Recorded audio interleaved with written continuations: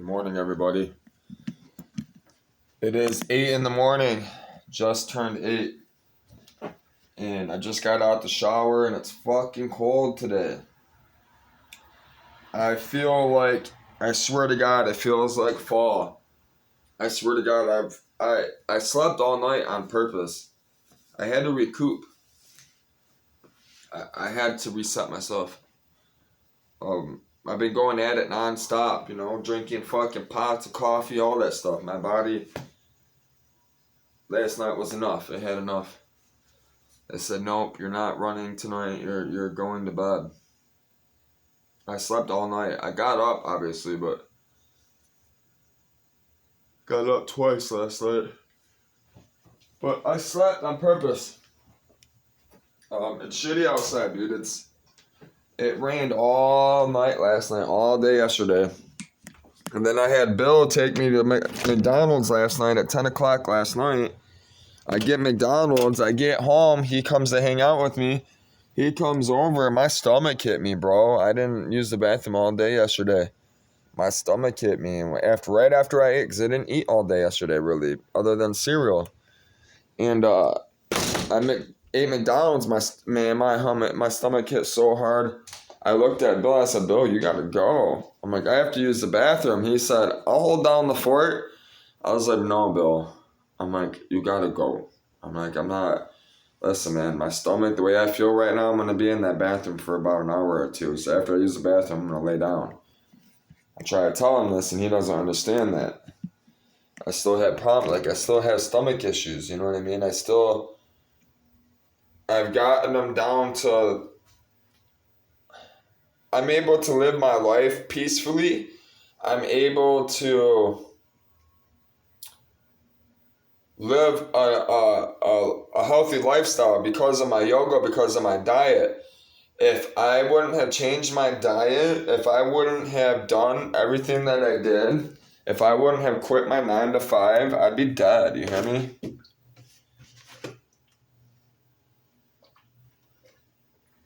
I forgot this, I left this out. It's still good. That's surprising. It's still good. And I don't have any coffee filters. I have one last coffee filter in there, which I don't want to throw it out, so then I can't make coffee. So I'm just going to throw coffee on the top of it, a scoop, put water in there, and make coffee. I'm out of sugar too, we got to figure shit out.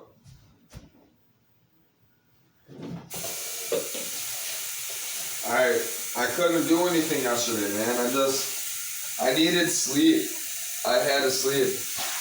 I feel bad telling everybody I was going to do Bible reading, which I was ready to and everything. And then, like I said, I ate 2 McChickens last night, which I needed to. I needed to eat something heavy, a hot meal. This is exactly what I needed. It's just, I didn't use the bathroom all day. I fucking ate those chicken patties, and it hit my stomach. And because it was so late, and it takes me a good hour to use the bathroom and get over it, Bill wouldn't have been able to hang out. I wouldn't have Bill here. I mean, he would have been just fine. He would have got bored, though. Which, I'd help if I close this. It only works when you close it. Which, I had a bowl of cereal made from last night. I didn't even eat it last night because Bill showed up. And I was like, Bill, take me to McDonald's, man. I needed a hot meal. And I just glued this and it already broke. That Gorilla Glue fucking is shit. It works good, but it doesn't sometimes. It depends on what you use it for. I forgot to log in. I literally just woke up and just turned on the camera. That's it. Which we gotta get to working today. That shit's gotta get out. I got 1 month. Listen, man, I have 1 month to get out of here. I just paid my bills, so I'm not paying my electric bill and my water. I'm not doing it. I'm not doing it again. I could probably get another 2 months out of this house if I wanted to. I could probably stay here the whole summer and not have any issues. because the court system's so slow. So that's why I took advantage of it. I got school down south. My fucking family abandoned me. They con me thinking that they're gonna help me split money, split this house, right? So I can go to school. I want to go to school. This is why I asked my dad, look, can you live with me, split the bill so I can afford to go to school? I got you, Retro. The fuck you did? You ain't nothing but a hoe, a piece of shit, a coward. I know, baby. I know, it's cold out today, huh? Come on. I don't know where I put that fucking cat food at. I'm looking for the kitty food. I don't know what I did with it. I put it somewhere around here. It's probably in the garage, you know what I mean? I do not see it. I don't see the kitty food, kitty.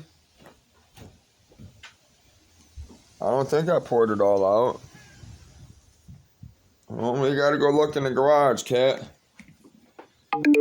I can't think of where I put it. These, I can't wait to sleep on these. These are Egyptian cotton fucking sheets. You know how expensive those sheets are? Listen, man. This is not cheap. Von Mar, listen. This stuff's from overseas, you hear me? That's from overseas. Those are Egyptian cotton blankets. Real Egyptian cotton, okay? I'm talking like 1,000 thread, million thread fucking sheets. Alright? Those sheets cost more than the bed. Alright? I bought that for me and Margarita. People try to say I don't have nothing. I'm nobody. I don't know what I'm doing. Okay, let's go see you go to Egypt and buy real Egyptian sheets. I don't think so. People think I'm lying. I'm not. Alright, cat food. I don't see it. I put it down somewhere. I'm not lying. I've been around, bro, and I'm about to be going around. I'm excited. It's fucking cold today, man. It's actually a good day to get shit done out the truck. I got Sawzall blades, so I'm gonna be able to cut the rest of that shit out today. We gotta eat, get some food. This shit will be out today. I see they took a seat. Oh no, they didn't. They took the other shit. They left the seat.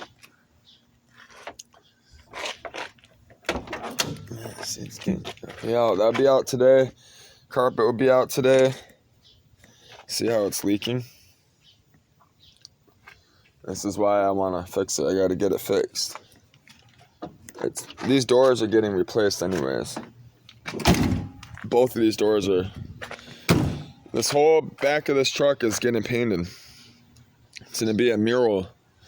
So, it's going to be a Mexican mural for Margarita. It's going to have fucking whatever she wants, but it's got to have a wolf, and it's got to have a mountain, and it's got to have a butterfly in it from the monarchs. And it's got to have a margarita flower as well. That whole thing, I'm going to spend about 10 racks on the back of that truck. I'm spending about 10 racks, 10 grand just on the back of the paint of the truck. The rest of it will be done. I don't know. I'm thinking about getting a Cadillac Escalade for the front end, but I'd rather have the square. I like the square lights in the front. I'd rather have the square lights in the Escalade front end. But I can get the Escalade front end, it'll bolt right on. In 99, 2000, they skipped 2001. They never made the Escalade in 2001. The Escalade's the same truck as this, just a different front end, different lights, different interior. It's the same thing though. It's this fully loaded down. They just changed it a little bit for the first 2 years, and then 2000 they skipped. 2002 they switched to the new vehicle. They only made this style Cadillac Escalade for 2 years, which is the first Escalade they ever made, which reminds me of Ludacris.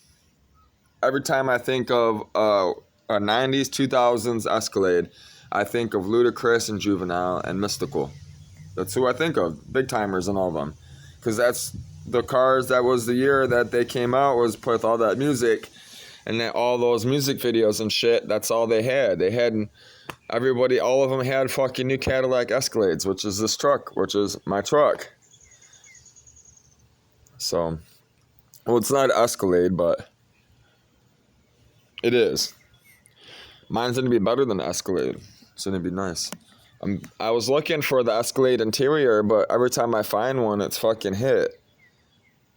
The center consoles are nice. The Escalade center consoles, they're worth quite a bit of money. If you go to the junkyard, if you find an Escalade, a 99 2000 Escalade, their center consoles, they're asking $300 just for this right here, just for the centerpiece.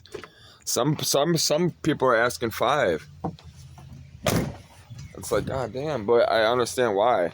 It's mint. And then it has the cup holders. It's nice. Mine didn't have all that shit. Mine was fucking garbage. And then the Cadillac Escalade one also does this too.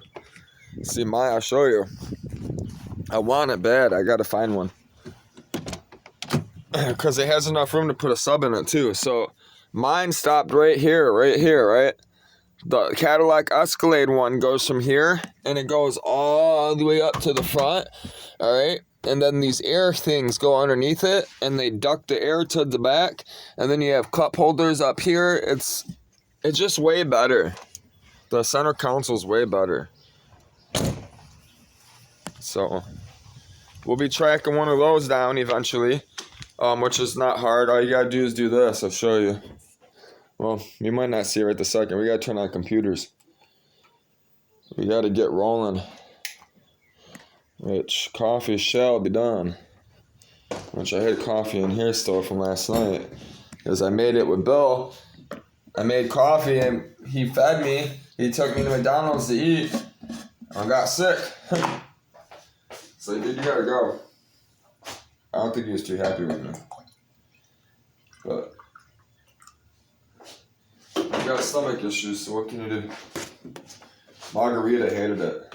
Listen, the doctors were trying to tell me I had cancer and shit.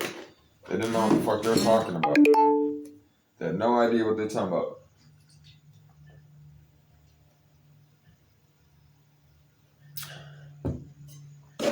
They wanted to send all this shit down my fucking stomach and try to tell me I have all these issues.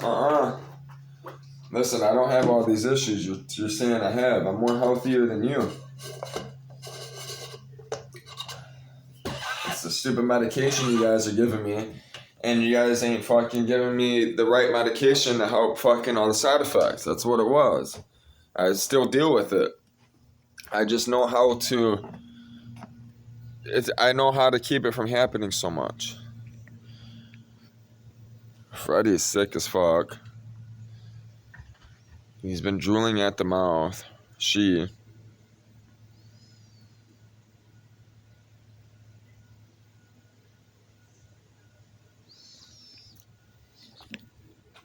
Yeah, see, I just drank that coffee. I just got nauseous as fuck. That's why I slept last night.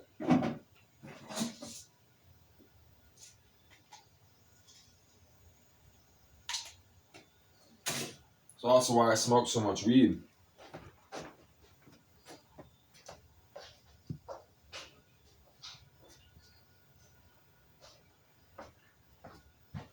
I know that's what it is. I haven't smoked yet. That's definitely what it is. Holy fuck. Oh, this is rough. I hate mornings, man. I hate my mornings sometimes. And then I'd have to get ready for work, right? Like this. And then take Margarita to work, all that stuff, man. It wasn't working out. It wasn't working out at all. And then my dad would be in the bathroom. She would be in the bathroom. I'm in the bathroom. We only have one bathroom. I told my dad, like, look, man, me and her are supposed to be living alone. Not with you. Like, try to tell him this, man. He didn't want to listen, man. Everything. He knows everything.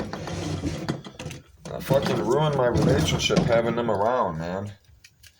Because he didn't put no effort into making her comfortable or, anything like that. He just was Mike, he just stayed Mike. He didn't make no effort, conscious effort into making it livable here. You know what I mean? Making it enjoyable to be, making himself enjoyable to be around.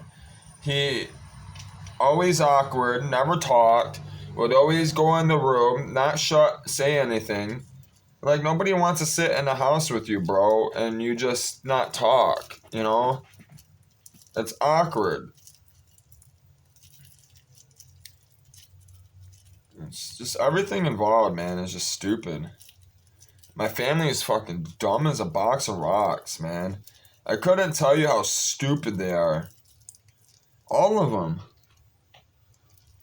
Every single one of them. It's sad. And then when I try to help them out, they don't want it. They don't want no help. I gave my little brother I bought a white couch, and I wanted to put it in here, but I didn't have room.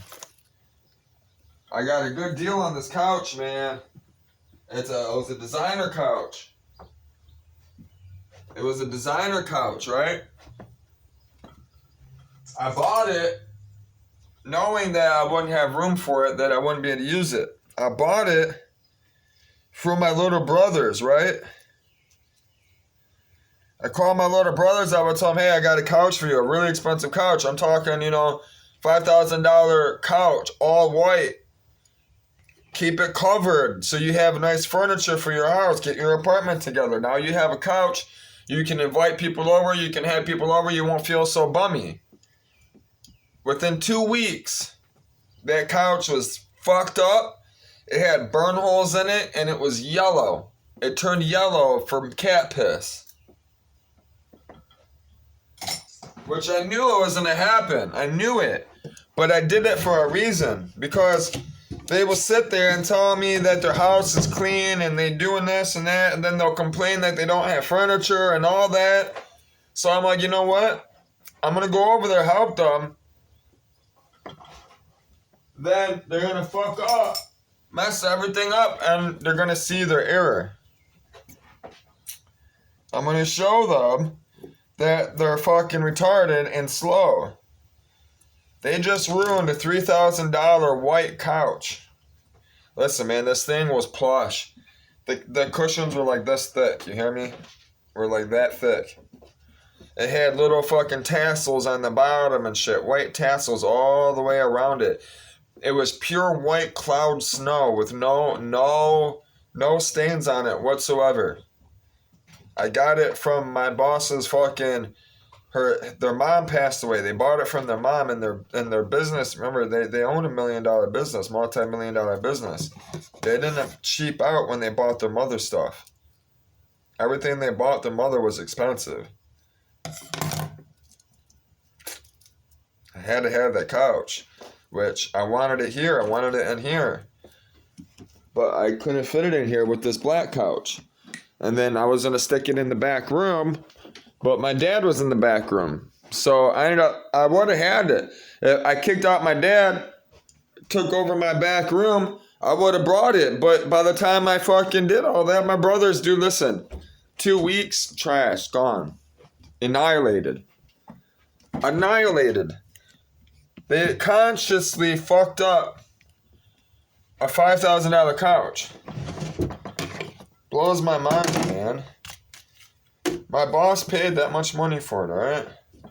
My boss asked me, he said, you getting this? You keeping this? I said, yeah. Good, 'cause I don't want no one else to have it. Only you. I said, why? Why me? Why only me? You know why. You know what you done for my company. You seen what you do. I know you know you know who you are. That's what they said to me. Why are you even asking? You know what they told me? Told me I'd give you all my stuff. So I give it all to you. That's who you are. I'm thankful for you, Retro. So I appreciate you too. I put 100 grand in that man's pocket, okay? I made 100 grand for that man, okay? From his family. I made over. Listen, man, I'm telling you, I took that business and I turned it around. They were already getting good business because they were established there for so long. It's a good company, reputable company. They did good work. They just needed help. They needed a better inventory system. They needed to be cleaned up. They already knew how to do everything. It wasn't that they didn't know how to do it. They knew how to do it, when to do it, why to do it. That wasn't his issue. His issue was simply help. Having good help. People that actually come to work and work, not fuck around. He got so many people that he paid, you know what I mean, that want to dick around. I was the first person to come into his building and actually go beyond what I was getting paid for. You know, listen, I locked myself into that building without his permission the whole weekend. I put in over fucking 40 hours that weekend. That whole weekend from Friday to Sunday. I just worked nonstop. Nonstop. I rearranged did the inventory system, everything. Redid the inventory system. I organized all the shelves. I put shelves ordered the stuff. Put the stuff together that made sense. Got rid of a lot of old shit. Broken parts and stuff on the shelf. They don't need to be on the shelf because somebody's fucking lazy. It wasn't the business. It was the lazy person that he hired that fucking wanted to be lazy that day. And instead of taking the part out of the system, right, and showing them, hey, this part's bad, they're worried about the boss being mad, which my boss never gets mad. That's just a front. I don't know what people are so scared of him for. It's just a front. It's just his look. You know, he gives you that look for a reason. You know, that's his way to sort out your bullshit because he's so tired. He deals with so much bullshit, you know what I mean? That's his stink eye. His stink eye, he can look at somebody and know if they're bullshit or not. And he already knows they're bullshitting.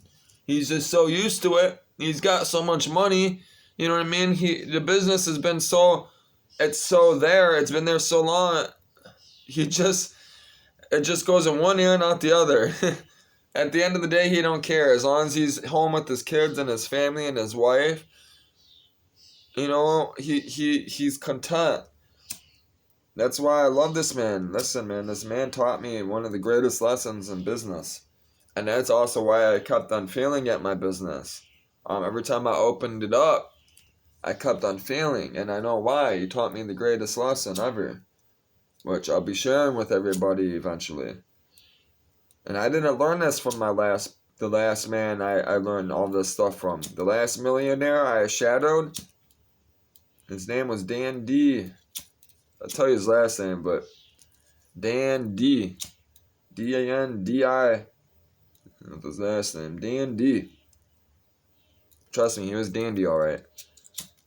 Motherfucker smart as fuck. Listen, man, he consulted for Ford Motor Company all around the world. I shadowed this man.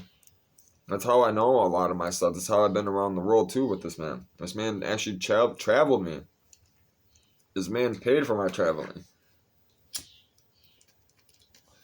Because when we would speak, this man would drill me, ask me, what do you know? What is it that you know? All right, here's everything I know. What the fuck? That's the first thing that came out of his mouth. How the fuck do you know all this stuff? I'm just into it. When did you get into it? 13. Alright. Listen, man, this man, I showed up in a suit. This man paid, listen, man. Always show up in a suit for always look good in a interview.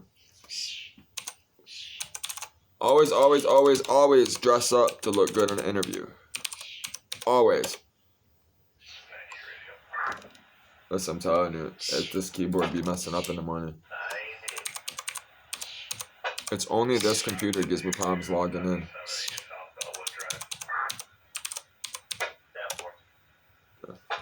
It's always just a key off or something.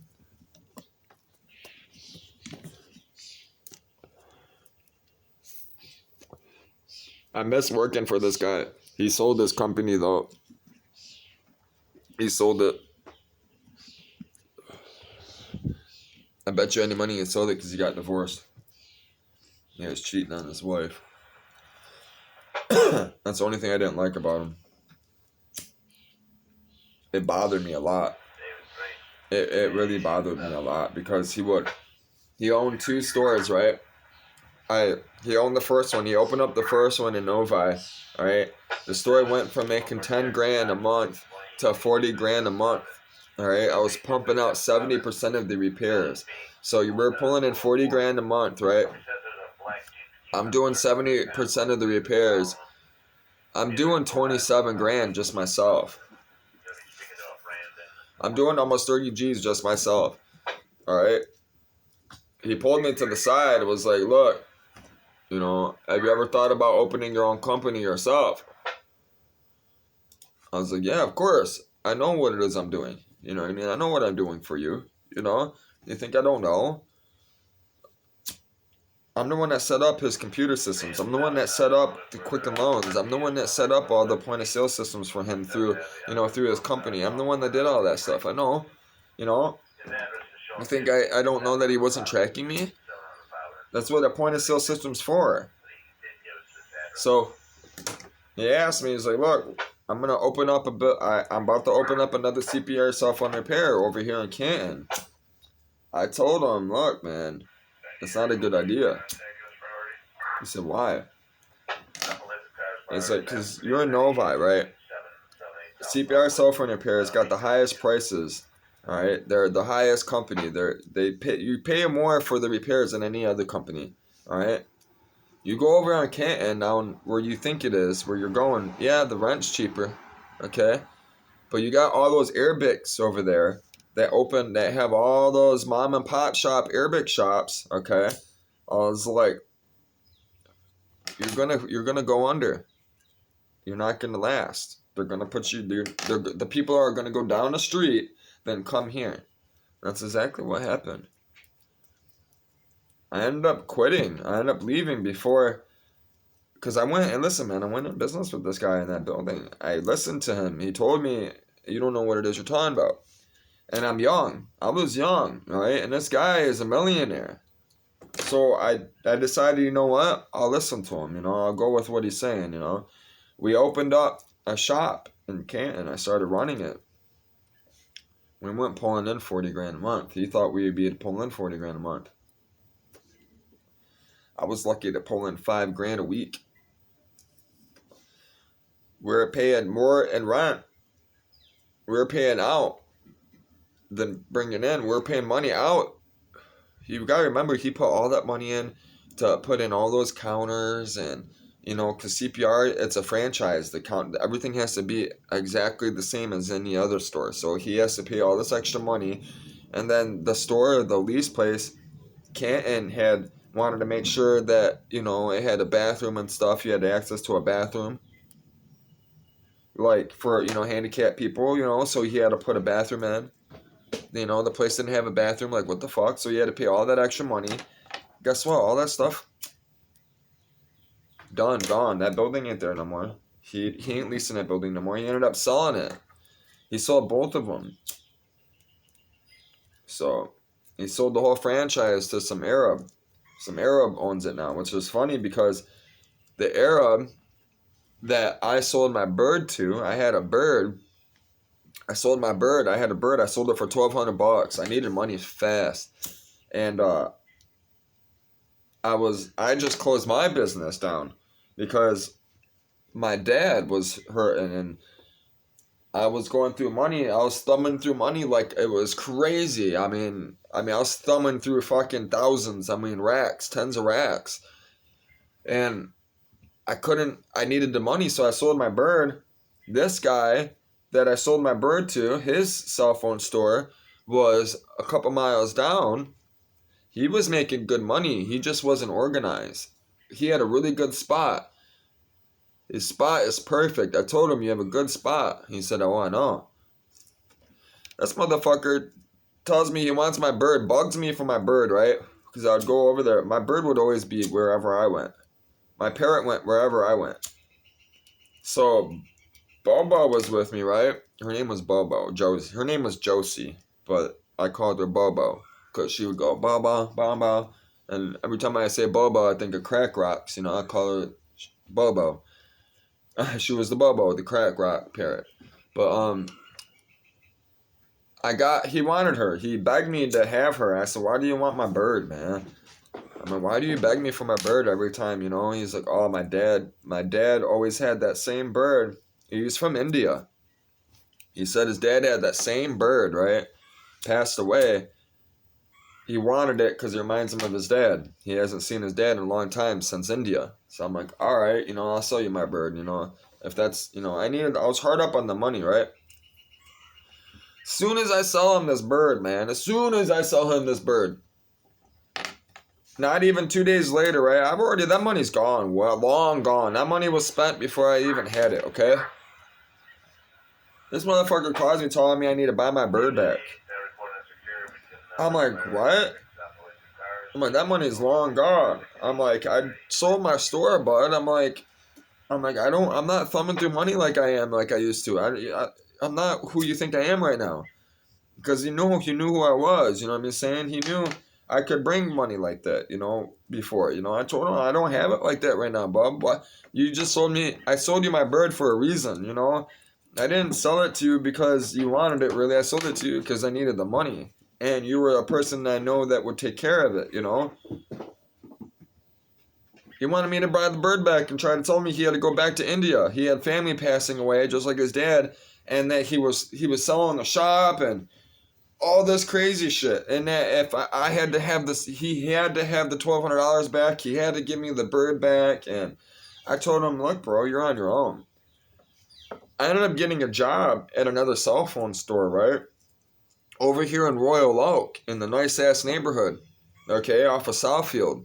Not Royal Oak, Southgate, I mean. I was working out in Southgate, by Royal Oak, you know, that way. Bloomfield Hills that way, right? This motherfucker somehow sees my car, right, and gets me fired. Gets me fired from my job, bro, because he knows the Arabic guys that run the shop. Tries to tell them, he calls them and sees my car and says, he owes me $1,200. I tell the guys, I'm like, I don't owe that guy shit. I'm like, I sold him my bird. You know what the Arabic guys told me?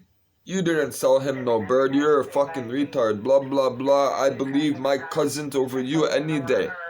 Any day. Get out of my store. You get out of my store. You owe my family $1,200. You steal. You do all this stuff. Blah, blah, blah. I'm like, bitch. I'm like, you're lucky I don't fucking rack your... I wish I could find that kid, because not only did he fucking make me lose my job, I had to get out of that house. I moved out. I got kicked out of my house because I lost my cat, everything because of him. Huh. All because he wanted to lie and say that I owe him money and stuff, because he wanted $1,200 for a bird that you shouldn't have fucking bought. Fucking douchebag. Funny is I went and got the bird back. I didn't give him the $1,200. I told him I don't have the $1,200. You're not getting it back. I'll take the bird back. I took the bird back. I didn't give him his $1,200. Told him to go suck the nut. You shouldn't have bought my bird. You shouldn't have been on some bullshit, on some whole ass shit like that. You trying to tell him, oh, I'm telling him, I don't owe you shit, bitch. Listen, don't come at me. Don't pull me on that bullshit. You know, I gave that bird away, too. I found a girl. I was dating this girl. I hope she's alright. Her name is Scarlett. Beautiful woman. Beautiful heart. She, her parents, or her mom was a little fucked up. I gave it to her, though. I hope she still has it. That was the only thing that woman probably has still. That I guarantee that woman has it. Her name is Scarlett. She got into a car accident when she was a baby, and her whole lip was busted up. and they fixed it. It's pretty. It's her for sure. It makes her look. I promise you it. The scar actually is attractive to me. Um, Her name is Scarlett, but she didn't like my driving. I'd be driving and stuff, and she'd be bitching about my driving stuff. That relationship ended up pretty quick.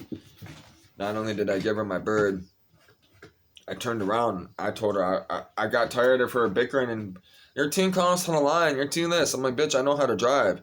You don't know who it is that I am. You know everybody that drives with me. You've only been in the car twice, and you're not even giving me a chance. I don't want to be with you.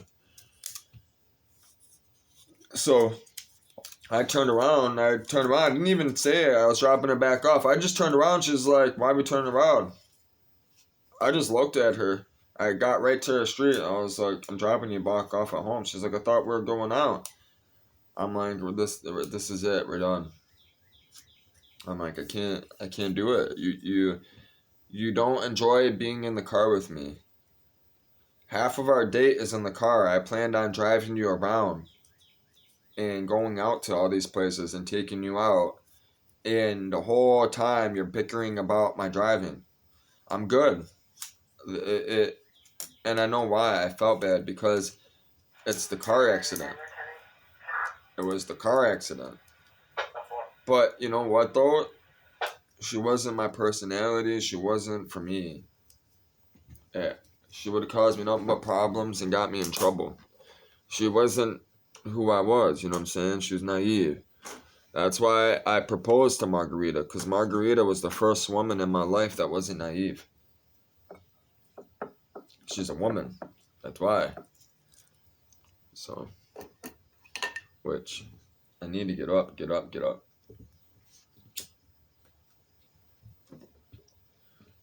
I gotta get this truck running. Which, I gotta figure things out. Yeah, Miss Scarlett. Good woman. I wonder how that kid's doing that fucking... Says I owe $1,200. Technically, I guess I do owe him $1,200, but listen, man, why are you going to buy a bird knowing that, listen, man, he knew that was all bullshit. He tried to pull a fast one on me.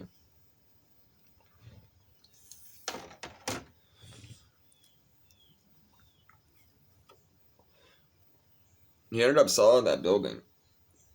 And I couldn't give him money I didn't have anyways. I just sold that store. I just sold the store. I just gave it back. I gave everything back. Let everything go back. I sold everything of mine, tools, all that shit. That bird was in the building. That building kept like getting broken into. I'm surprised they didn't steal the bird. They broke into it one day and didn't take anything.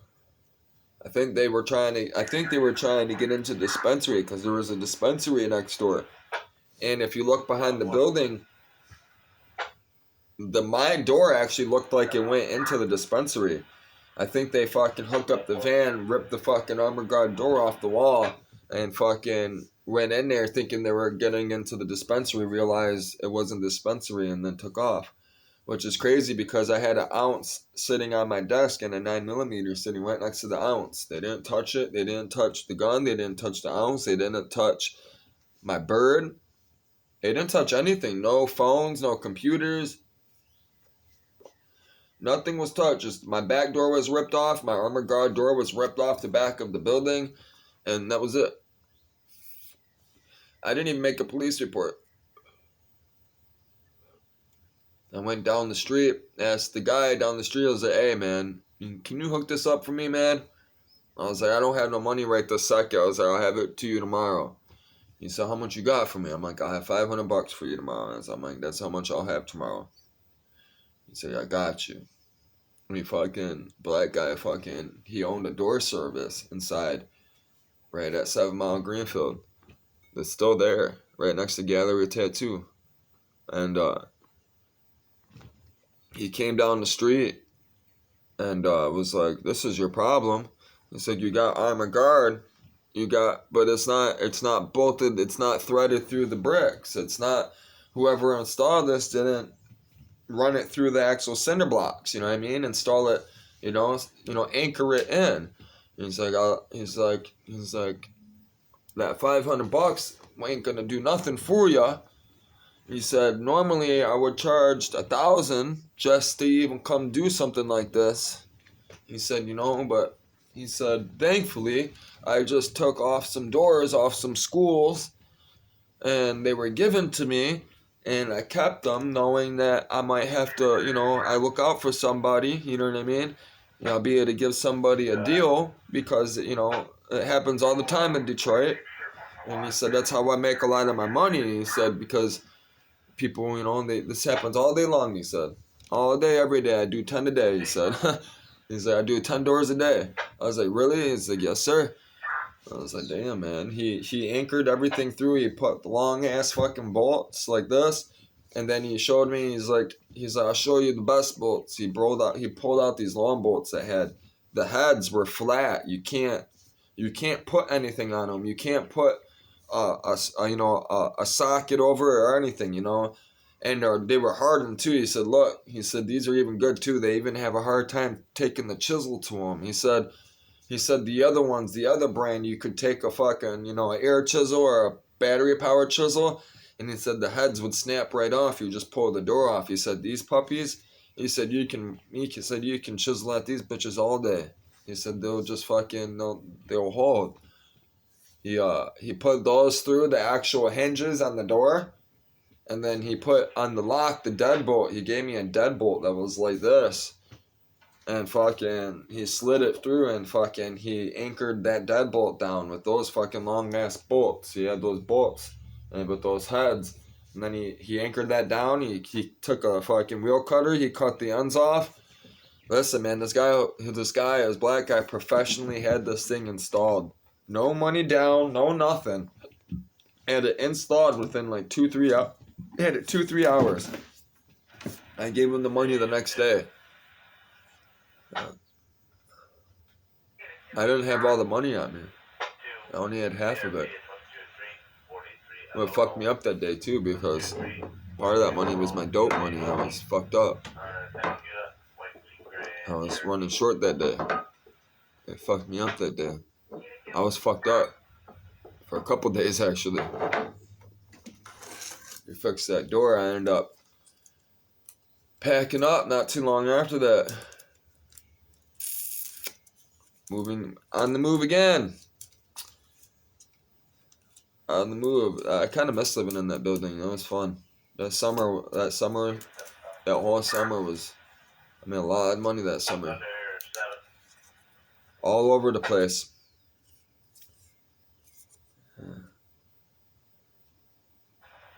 I just parked in the alley. I had 3 cars in the back of the alley, just so I could pick any car I want. Boop, Mustang, Jetta, I'll take that one. Just leave, man. Just be gone for days. Meeting up with people, doing drop-offs, all this stuff. Listen, that lifestyle, it's fun in its own little way. Couldn't tell you how many people I met. Good times. Alright, we're gonna read Isaiah. So I gotta get the reading today. We were supposed to read last night, but I needed time for myself. I wasn't feeling well at all. I really wasn't. It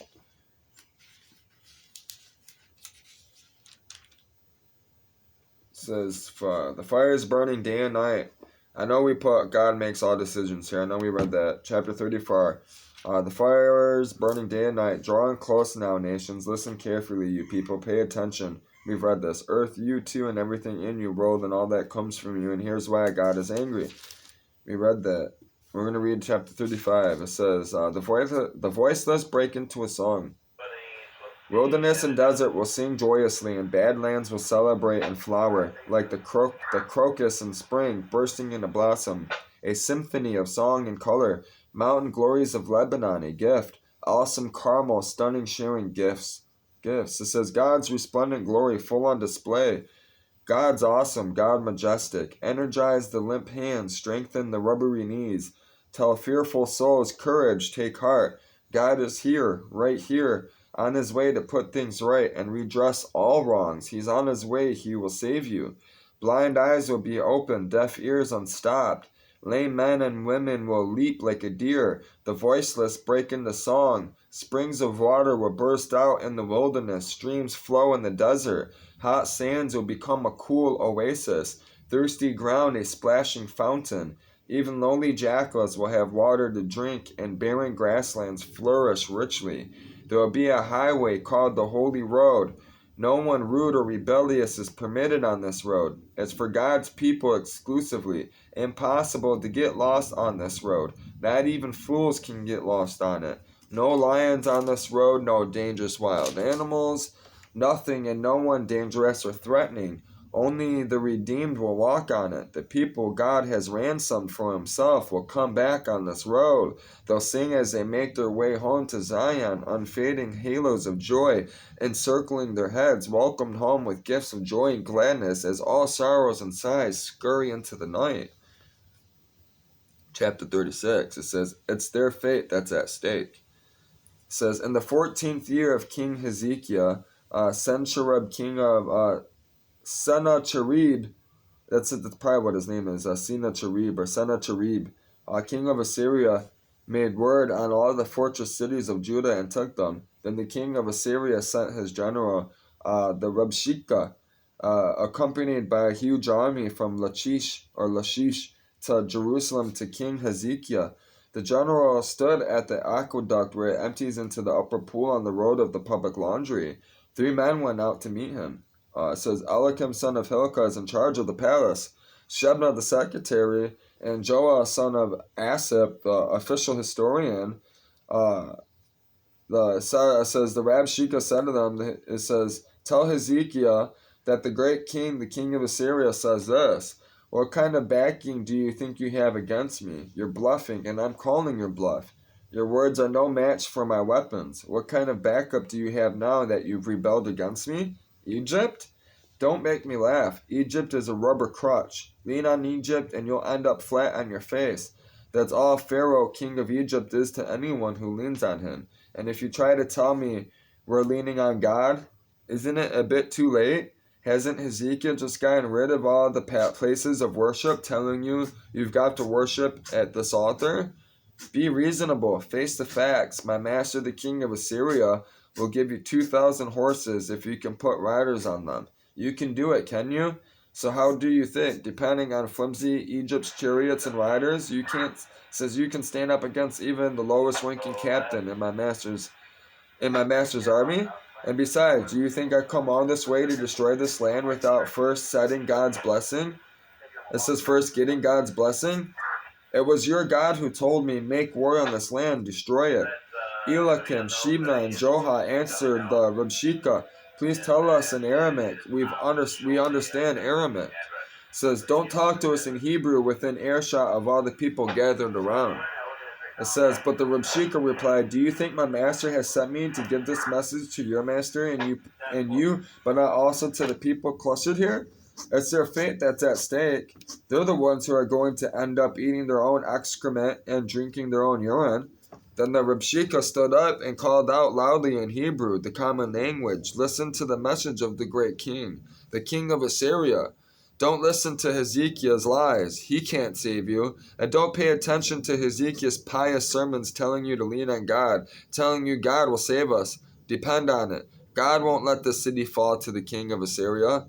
Don't listen to Hezekiah. Listen to the king of Assyria's offer. Make peace with me. Come and join me. Everyone will end up with a good life, with plenty of land and water, and eventually something far better. I'll turn you loose in wide open spaces with more than enough fertile and productive land for everyone. Don't let Hezekiah mislead you with his lies. God will save us. Has that ever happened? Has any God in history ever gotten the best of the king of Assyria? Look around you. Where are the gods of Hamath and Arpad? The gods of Sepharvaim. Did the gods do anything for Samaria? Name one god that has ever saved its countries for me. So what makes you think that God could save Jerusalem for me? 3 men were silent. They said nothing, for the king had already commanded, don't answer him. It says, Then Eliakim, son of Hilkiah, the palace administrator, Shebna the secretary, and Joah, son of Asaph, the court historian, tearing their clothes in defeat and despair, went back and reported what the Rabshakeh had said to Hezekiah, which is the king of Syria. It says, The only God there is, chapter 37. Hezekiah was saying that don't come to Jerusalem and try to take over. You'll end up dead. That we serve the living God. Your gods are fake. Your gods, all those gods he just mentioned, are gods that people have fashioned with their hands. People, they're idols. They're not real gods. That's why Hezekiah said, "Be careful what it is you're doing." We serve the living God. This God that we serve is real. He will cook. He will fry your ass. That's what he was saying. But it says, the only God there is, chapter 37. When King Hezekiah heard the report, he also tore his clothes and dressed in rough penitential burlap gunny sacks and went into the sanctuary of God. He basically put a potato sack over him. That's what he did. He literally put a burlap bag over him and went into the sanctuary. He said he sent Eliakim, the palace administrator, Shebna the secretary, and the senior priest, all of them also dressed in the fucking potato burlap bags, to the prophet Isaiah, son of Amos.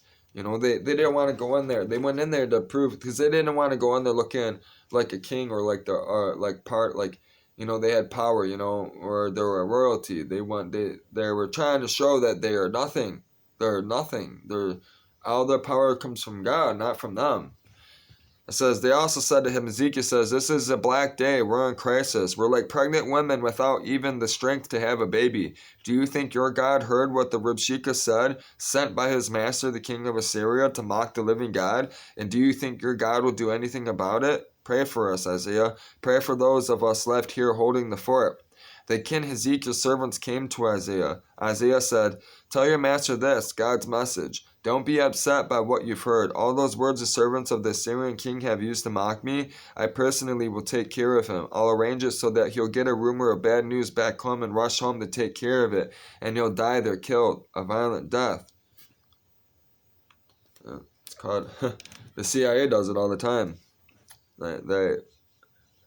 Stupid. It says, the Rabshakeh left and found the king of Assyria fighting against Libnah. He had gotten word that the king had left Lachish. It says, just then the Assyrian king received an intelligence report on King Tirhakah of Ethiopia. He is on his way to make war on you. On hearing that, he sent messengers to Hezekiah with instructions to deliver this message. Don't let your God on whom you so naively lean deceive you, promising that Jerusalem will fall to the king of Assyria. Use your head, look around on what the king of Assyria have done all over the world, one country after another devastated. And do you think you're going to get off? Have any of the gods of any of these countries ever stepped in and saved them? Even one of these nations my predecessors destroyed? Gaza and Haran, Rezip, and the people of Eden who lived in Telassar? Look around. Do you see everything left of the king of Hamath, the king of Arpad, the king of the city of Sevarim, the king of Hena, the king of Eva?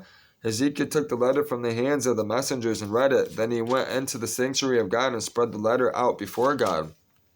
Then Hezekiah prayed to God, God of the angel armies, enthroned over the cherubim angels. You are God, the only God there is, God of all kingdoms on earth. You made heaven and earth. Listen, O God, and hear. Look, O God, and see. Mark all these words of Sennacherib that he sent to mock the living God. It's quite true, O God, that the kings of Assyria have devastated all the nations and their lands.